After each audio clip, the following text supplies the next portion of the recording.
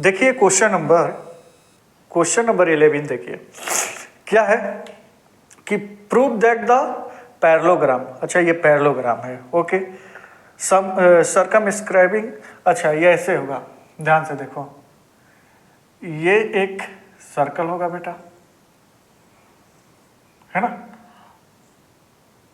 जो सर्कमस्क्राइबिंग होगा इस तरह से होगा, ठीक है, यही बोल रहे हैं ना। और इसको क्या प्रूव करना है, ये एक्चुअली में क्या है, ये पैरेललोग्राम है, ए बी सी डी, ये पैरेललोग्राम है, ठीक है ना। और यहाँ पर पी क्यू आर एस लिख सकते हो, ये पैरेललोग्राम है। पैरेललोग्राम क्या है, ऑपोजिट साइड आर इक्वल। आपके पास गिवन क्या है, ध्यान से सुनो बेटा, आपके पास जो गिवन है वो है कि opposite side are equal and parallel, जैसे कि ए बी इक्वल है डीसी का, एंड ये देखो opposite side A B DC के इक्वल है, और एडी किसके इक्वल है, बीसी के इक्वल है। जरूरत पड़ेगा तो इन दोनों को हम लोग पुटअप करेंगे, ठीक है ना। और ये आपस में पैरेलल भी है, ए बी पैरेलल डीसी, लिखना हो लिख लो, है ना। अब ध्यान से सुनो, आप लोग को मैं क्वेश्चन सोल्व करवाया था शायद 8, ठीक है ना। 8 में मैंने क्या प्रूफ किया था कि जैसे यहां से पकड़ो एपी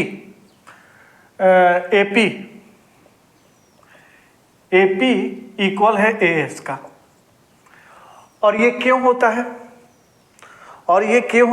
मैं आपको ये बताया भी था, है ना। Tangent on the circle from point A, ये पॉइंट ए पर टेंजेंट बन रहा है, पॉइंट ए पर, है ना, सर्कल से टेंजेंट बन रहा है। कौन सा tangent, AP and as, AP और एएस, ठीक है ना। इसको इक्वेशन 1 खोल दिया। अब देखो एपी, लेफ्ट साइड में मैं एपी लिख रहा हूं, तो इसको पूरा कंप्लीट करने के लिए मैं क्या लिखता हूं, बीपी, लेफ्ट साइड में है, बीपी इक्वल हो जाएगा बीक्यू का, ओके। क्यों भाई, सेम पॉइंट बी पर, ओके। अब यहां से ध्यान दो, सी आर, क्योंकि ए बी के अपोजिट डीसी है ना, तो सी आर लेते हैं left side, C R equal है सी क्यू का, क्यों भाई, पॉइंट सी, ठीक है ना। C R equal C Q, D R equal D S, Y, point D, ये इक्वेशन 4 है। अब हम लोग क्या करेंगे, एडिंग करवा देंगे, एडिंग ऑल इक्वेशन, कौन है भाई, 1 + 2 + 3 + 4, सारे को ऐड करेंगे तो देखो एपी कैसे लिखता हूं, एपी प्लस बीपी, मुझे ए बी मिल जाएगा यहां से, और फिर सी आर प्लस डी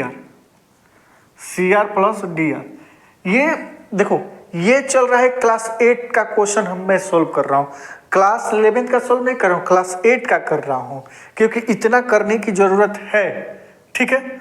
ये कंप्लीट हो गया इधर का। अब इक्वल के दूसरे तरफ जाएंगे तो एएस कहाँ है बेटा, एस, तो डीएस ऐड कर देंगे, प्लस डीएस लिखा होगा कहीं, देख लेना, देखो ये डीएस है, एस डीएस, उसके बाद प्लस बीक्यू प्लस सीक्यू, है ना। अब देखो एपी प्लस बीपी मिलकर क्या बनाता है, A B, plus C R plus D R मिलाकर क्या बनाता है, सी डी, DC लिख दो, कोई बात नहीं, CD नहीं तो DC लिख दो, ओके, प्लस AS और DS मिलाकर क्या बनाता है, AD, ठीक है, AD प्लस AD, BQ और QC मिलकर क्या होता है, BQ प्लस CQ मिलकर क्या बनेगा, BC। अब ध्यान से सुनो बात, जितना करना था मैं कर दिया, यहां से चेंज होगा कुछ, क्या होगा, मुझे रोम्बस प्रूफ करना है। रोम्बस का जानते हो कि ऑल साइड आर इक्वल, यानी कि रोम्बस क्या होता है, ऑल साइड आर इक्वल। मुझे प्रूफ करना है कि AB है ना, प्रूफ क्या करना है, प्रूफ में तो लिखा ही नहीं है ना, यहां लिख दो, मुझे प्रूफ करना है कि AB इक्वल होगा BC का, BC इक्वल होगा DC का और DC इक्वल होगा AD का। मुझे यही प्रूफ करना है बेटा, कर लेंगे। देखो AB, ये AB है, मैंने AB लिखा। DC, मैं DC के जगह भी AB लिख सकता हूं कि नहीं, यस लिख सकता हूं, क्योंकि गिवन है भाई, गिवन है, दिया है तो लिखो ना। DC के बदले में AB लिख रहा हूं, इक्वल, ये मैं, अब ये देखो ये AB है, अब ये प्रूफ, चलो AD के बदले में BC लिख सकता हूं क्या, लिख देता हूं, और ये BC पहले से है, तो ये क्या हो जाएगा, 2AB इक्वल टू BC, 2 से 2 कैंसिल। अब AB इक्वल क्या प्रूफ हो गया बेटा, यहां लिख देता हूं, AB इक्वल BC प्रूफ हो गया, AB इक्वल BC प्रूफ हो गया। ये AB, ये लाइन BC के इक्वल है, ठीक है। तो मैं यहां पर लिखता हूं कि AB equal BC, AB equal BC, लेकिन AB किसके इक्वल है, AB किसके इक्वल है, DC के भी इक्वल है, और BC किसके इक्वल है, AD के इक्वल है, ठीक है ना। तो AB DC के इक्वल है तो DC भी लिख सकता हूं, BC AD के इक्वल है तो इक्वल AD भी लिख सकता हूं, हेंस प्रूफ, बहुत ही इजी